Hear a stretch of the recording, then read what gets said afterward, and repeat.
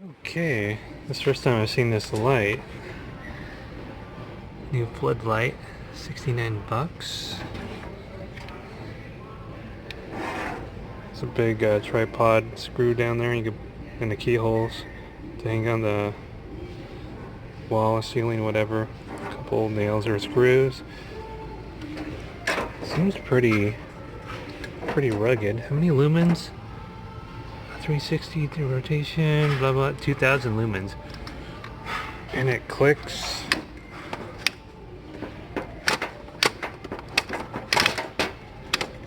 Oh yeah, it just keeps turning. That's cool. 69 bucks. And then over here they got the inflator. I did a review on that. Here's the die grinder on display. Seems like something happened to the switch here. Something's missing. Looks like it. And someone took the lock screw. The LEDs at the end.